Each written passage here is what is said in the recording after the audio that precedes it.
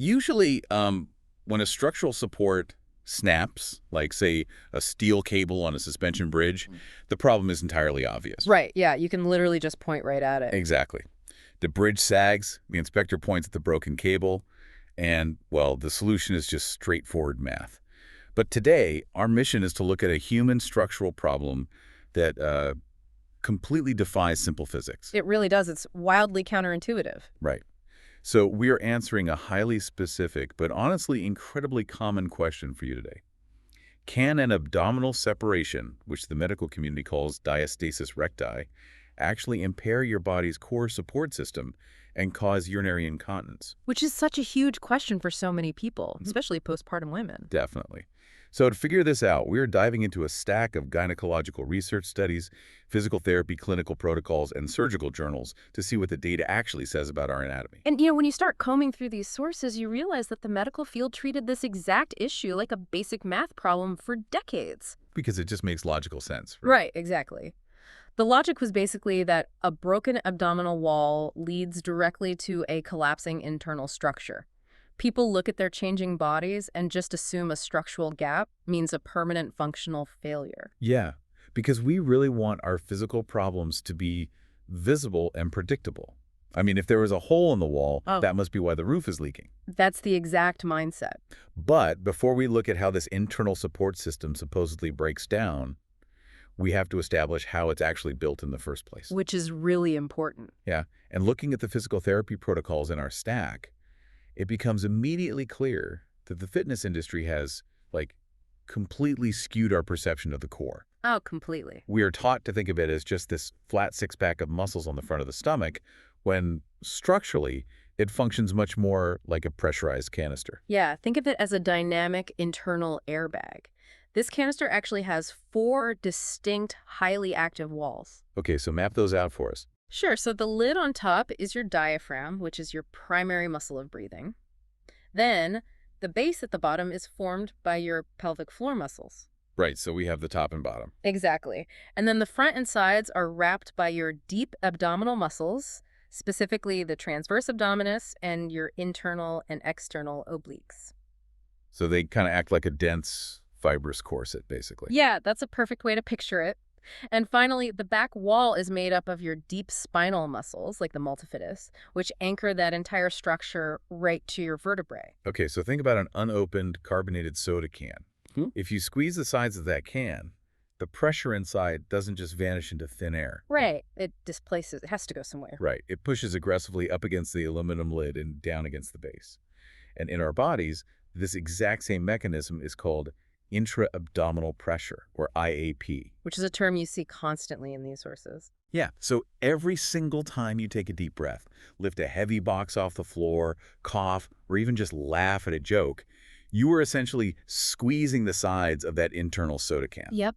The diaphragm drops, the abdominal walls tighten, and the internal pressure spikes. And because you are generating this intra-abdominal pressure constantly, just to move through the world, your body requires a highly sophisticated mechanism to manage it. Because otherwise, that downward pressure would literally force the contents of the canister to leak out the bottom. Which is exactly what we want to avoid. Right.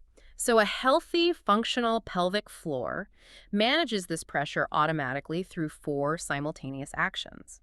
First, it has to contract with immense speed and force during sudden pressure spikes. Like when you sneeze, right? Exactly. Yeah. When you sneeze, the pressure inside your abdomen skyrockets in milliseconds. The pelvic floor has to fire instantly to shut the urethral valve and keep you continent. But it can't just be a rigid wall of muscle, because it has other biological functions too. Right, and that brings us to its second and third jobs. The pelvic floor must be able to relax fully and completely to allow for normal emptying of the bladder and bowels. That makes sense. And it also has to yield and lengthen immensely to allow for comfortable penetration or, to let a baby pass through the birth canal. Wow, so it's doing a lot. It really is. And while it is doing all of that, its fourth job is to reflexively co-activate with the deep abdominal and back muscles to stabilize your spine. So literally every breath you take and every step you make relies on this invisible, perfectly coordinated pressure management system. It's a constant dynamic dance just to keep you upright and continent. The lid drops, the sides expand, the base yields to absorb the load, and then the entire system just returns to a resting state. Which brings us to the core mechanical dilemma presented in the sources. What happens when one of those four walls is structurally altered? Right. Specifically, we need to look at what happens when the front wall of that canister stretches out and loses its original tension. And this is the definition of diastasis recti, or DRA. It is the widening of the linea alba. Which is that thick band of connective tissue running right down the center of your abdomen, right? Exactly. It connects the left and right sides of your rectus abdominis, those six-pack muscles. When that connective tissue stretches and thins out, leaving a physical gap between the muscles of more than 2 centimeters, you have DRA. Okay, so what actually causes that stretching? Well, the clinical literature outlines several drivers for this, with pregnancy being the most common by far. Because of the physical expansion, obviously. Yes, it's a compounding effect of intense mechanical stress from a growing fetus pushing outward, but it's also combined with a massive systemic hormonal shift. Ah, the hormones. Right. Hormones like relaxin, progesterone, and estrogen basically flood the body to prepare for birth. Yep. And relaxin doesn't just generally soften things, it specifically alters the collagen matrix within the linea alba. How so? It shifts the ratio of type I collagen, which is incredibly strong and rigid, to type 3 collagen, which is much more elastic and stretchy. Oh, wow. So you are essentially changing the structural material of the canister's front wall from, like, steel cables to rubber bands. That's a great way to put it. And while pregnancy is the classic example, the sources note this happens across the population, right? It's not just a pregnancy thing. Not at all. Major weight fluctuations, chronic obesity, which places continuous mechanical outward pressure on the wall, heavy weightlifting without proper breath management, and just age-related changes to our collagen ratios can all thin out that midline. So this anatomical change forms the basis for the prevailing mechanical theory of pelvic floor dysfunction. Yeah. The conventional logic basically states that if the front wall of the canister is stretched, separated, and physically weakened, it can no longer generate the necessary tension to counter intra-abdominal pressure. Okay, so when you cough or lift something heavy, that force has to go somewhere. Exactly. And since the front wall is failing to absorb and distribute its share of the load, the pressure is diverted downward, slamming directly into the pelvic floor. Right. And over time, a pelvic floor that is constantly being hammered by unmanaged pressure will fatigue and fail, leading directly to stress urinary incontinence. That is the theory, yes. Wait, I am struggling with the pushback on this because honestly, this makes intuitive physical sense. It completely does on the surface. Right, because if you look at the surgical journals Yeah. in our SAC, I mean, the papers discussing abdominoplasties or tummy tucks, they base their entire surgical intervention on this exact mechanical theory. They absolutely do. If you have a tear or a weakness in a pressurized canister, the pressure escapes and overloads the bottom. So the surgical solution is to go in, physically suture those separated abdominal muscles back together, and permanently tighten the connective fascia. Which seems like the obvious fix. Yeah. Why wouldn't sewing up the hole and restoring the physical boundary fix the downward pressure leak and save the pelvic floor? Well, based on purely static engineering principles, sewing the gap closed should absolutely solve the problem. The surgical theory relies on the idea that anatomical form dictates function. Right. Restore the form, restore the function. Exactly. But the problem arises when we look at the actual clinical outcomes of living, breathing, dynamic human bodies. Okay, here we go. When researchers examine large populations of women and measure the physical severity of their abdominal separation against their daily symptoms of incontinence, the entire mechanical equation just shatters. Wait, really?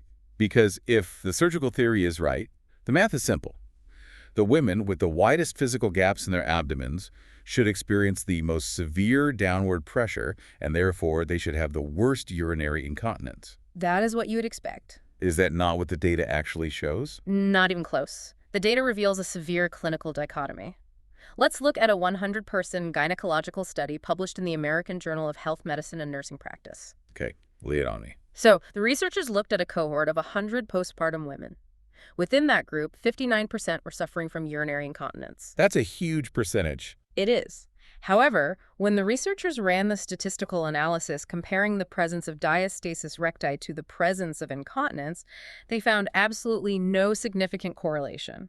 Wait, none at all. None. It was statistically the equivalent of a coin toss. Having a compromised front wall did not increase a woman's chances of leaking urine any more than random chance. That is wild. So you have a majority of the women experiencing pelvic floor failure, but it literally cannot be blamed on the separated abdominal muscles. It completely undercuts the idea that a weakened front wall automatically hammers the base of the canister. Okay, that's one study. Is there more? Oh, yeah. We can look at an even more targeted case control study that pushes this paradox even further. Researchers divided women into two strict categories: Okay. a symptomatic group actively suffering from urinary incontinence, and an asymptomatic group with no leaking issues whatsoever. Simple enough. Right. And using high-resolution ultrasound, they precisely measured the interrectal distance, which is the exact width of the gap in the connective tissue right below the belly button. So, based on the broken canister theory, the symptomatic group, the women actively leaking, should unequivocally possess the largest gaps. Well, the clinical measurements showed the exact opposite. Wait, what? Yeah. The women who were perfectly continent with absolutely no symptoms of leaking possessed a significantly greater subumbilical separation. Check. Nope. Their average gap measured 1.33 centimeters. The symptomatic women, the ones actually struggling to hold back urine, had a much smaller average gap of only 0.98 centimeters. So a 1.33 centimeter gap meant their pelvic floor was functioning perfectly, but a smaller gap meant they leaked. That is exactly what the data showed. That completely breaks the physics equation we just built. I mean, if a structurally compromised front wall is supposed to overload the pelvic floor, how on earth are women with wider physical gaps maintaining perfect continence? So to understand that, we have to theorize based on the biomechanics of the tissues, and it forces a complete pivot in our understanding. Okay, I'm ready. Pivot away. One hypothesis for why a wider gap might actually protect the pelvic floor involves the path of least resistance. Okay, how so? Well, think about it. If the intra-abdominal pressure spikes during a sneeze, and the front wall has a wide elastic gap, the pressure might actually dissipate outward, bulging through the front of the stomach. Oh, I see. By escaping outward, the force never travels downward to hammer the pelvic floor. Wow. Conversely, if a woman has a smaller gap but a very rigid abdominal wall, that downward force has no choice but to hit the pelvic floor with full intensity. Which means the physical size of the gap, the actual structural hardware, doesn't determine whether or not the system fails. Exactly. The anatomical form is totally secondary to how the system functions dynamically. Okay, so since the size of the physical gap doesn't dictate whether you will experience incontinence, we have to look at what actually does control the system. Right, and to understand the system's function, we have to look at the neurological software running the muscles. The software, not the hardware. Exactly, and this requires examining multi-site pelvic floor electromyography, or EMG data. And for anyone who doesn't know, an EMG basically measures the electrical activity and the resting tone of muscle tissues. That's right, and a study tracking 157 postpartum women analyzed how diastasis recti influenced the baseline electrical activity of the pelvic floor. What did they find? They discovered that while the abdominal separation didn't directly cause leaking, the severity of the gap had a profound impact on the resting tone of the pelvic floor muscles. Oh, interesting. And we should probably define resting tone here. This isn't how strong the muscle is when you intentionally squeeze it, right? No, not at all. Resting tone is how much tension the nervous system holds in the muscle when you are just sitting still doing nothing. Precisely. And the researchers specifically measured the anterior resting potential of three crucial anatomical structures. Okay, what were they? First, they looked at the puborectalis, which is a muscle that acts like a physical sling wrapping around the rectum to maintain bowel continence. Got it. Then they looked at the pubococcygeus, which forms the main hammock supporting all the pelvic organs. And finally, they measured the urethral sphincter, which is the literal muscular shutoff valve for the bladder. Okay, so what did the electrical activity of those specific slings and valves look like in women with a separated abdomen? Well, in women presenting with moderate to severe diastasis recti, the resting electrical potential of these pelvic floor muscles was significantly higher than in women with mild or no abdominal separation. Significantly higher. Yes, the muscles were incredibly tight, holding just a massive amount of baseline tension. Now, a lot of people might hear tighter and automatically think stronger. I mean, if the pelvic floor is holding more tension, shouldn't it be better at preventing leaks? It's a common misconception, but tighter definitely does not mean stronger. Chitin often means brittle and easily fatigued. Oh, that makes a lot of sense. Yeah. The true risk factors for stress urinary incontinence, repeatedly highlighted across these clinical studies, are not the size of the abdominal gap at all. What are they then? They're actually a patient's parity, meaning the total number of pregnancies and their specific history of delivery. Ah, Tissue trauma to the pelvic floor during birth, tearing of the muscles, and the severe stretching of the pudendal nerve are the actual culprits that dictate whether the pelvic floor will fail. and this connects directly back to the physical therapy sources in our stack. Because when physical therapists work to rehabilitate this canister system, they focus heavily on dynamic mobility, not just static tension. Yes, that's crucial. They utilize a clinical tool called balloon breathing to test and retrain the core. And I think it perfectly illustrates why a high-tension pelvic floor is actually a massive liability. It really does. The pelvic floor's primary job during movement isn't just to be a rigid, immovable net at the bottom of the torso. Function actually requires it to lengthen eccentrically under load. Right, so when you inhale, your diaphragm, the lid of the canister, contracts and physically descends into your abdominal cavity to pull air into the lungs. And that downward movement pushes the internal organs and the intra-abdominal pressure downward, too. So for the system to work, the pelvic floor must intentionally yield and drop to absorb that downward pressure. It's kind of like catching a water balloon by dropping your hands to absorb the force. Right? That is a brilliant analogy, yes. And then on the exhale, as the diaphragm rises back up into the chest, the pelvic floor must actively lift back up to its resting position. But here's the problem. If your pelvic floor is stuck in that highly tense hypertonic state shown in the EMG data, it has absolutely no elasticity left. So it can't absorb the force. Exactly. It cannot drop and lengthen to absorb the breath. It's like jumping on a trampoline where the springs are already pulled to their absolute maximum limit. Right. There is just no bounce left. So when you cough or sneeze, that sudden spike in downward pressure hits a rigid, unyielding wall of tight muscle. Yes, and the pressure overwhelms the urethral sphincter valve. And that is exactly when the system fails and a leak occurs. Wow. Okay, so how does this tie back to the abdominal separation itself? Well, this creates a deeply intricate feedback loop between the pelvic floor and the abdominal wall. A hypertonic, overly tight pelvic floor can actually actively prevent the healing of diastasis recti, Really? How so? because these muscle groups are neurologically wired to co-contract. If the pelvic floor is locked in tension and cannot provide a stable dynamic base that moves with the breath, the deep transverse abdominis muscles basically struggle to receive the neurological signal to engage at all. Oh, wow.